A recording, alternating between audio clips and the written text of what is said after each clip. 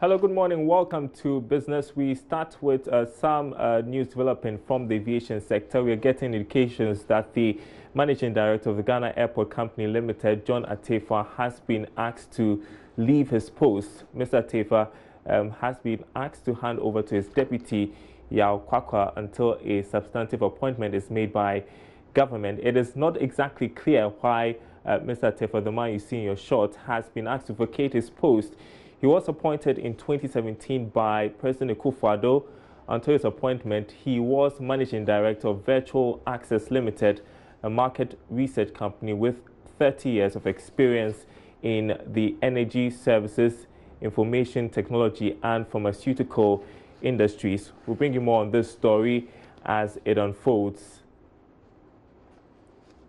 Now, still with the aviation sector, following the opening of the Terminal 3, Africa World Airlines, a sub-regional carrier, says it has seen close to 400% increase in passengers connecting through Accra to other destinations.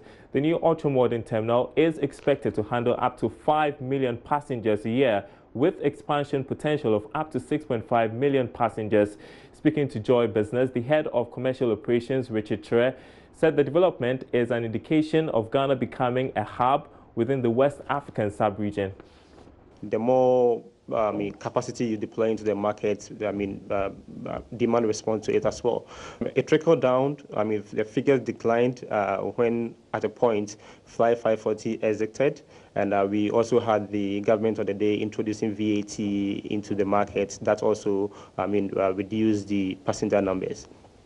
2015, we had Amtrak exiting from the market, also caused another decline. And of course, the government of the day also abolished the VAT, and that's also improving on the passenger numbers. 2017, we had only Africa World Airlines operating for a couple of months, and actually the demand was more than the capacity deployed, and that, we believe, caused even other players coming into support. But I must say that we do not have competitors. For us, for Africa World Airlines, we do not have competitors. We have partners in the market, and we see all those players coming in as partners because for almost more than 28 million population, we have less than 2% of passengers traveling by air.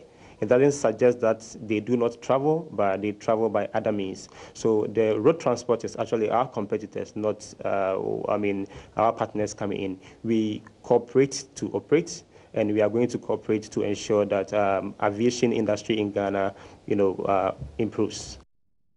Now, to the mining sector, some of the major mining firms in the country risk losing their operating licenses. It follows revelation that some of them are working without parliamentary ratification of their leases, even though they have secured all the necessary permits. Dr. Tony Obing is former Minerals Commission boss and founder of think tank African Institute for Extractive Industries. There had been back and forth between the Commission and then the ministry, and sometimes parliament and all that. So in that situation, the mining company per se is unable to do much. We do think that it's gotten to the time that parliament could cede those powers maybe to Minerals Commission or that sort, so that it could help fast track the process, so that maybe Minerals Commission could focus on the smaller firms whilst parliament deals with those huge multinationals. Yes, because the law actually allows that Parliament can actually delegate that power to an institution or an individual or something.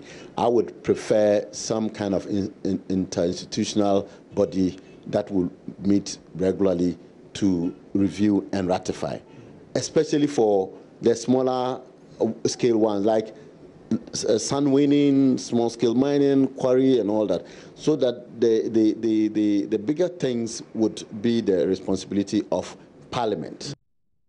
All right, finally, defunct workers of UT and Capital Banks, or workers of the defunct banks, will start receiving their severance packages today. The required legal documents have been signed to allow the workers to take the Bank of Ghana's first position of paying creditors of the defunct banks. Payments would be made into their GCB accounts, and meanwhile, PricewaterhouseCoopers is also expected to publish names of individuals and organizations that have defaulted in paying loans secured from the defunct banks.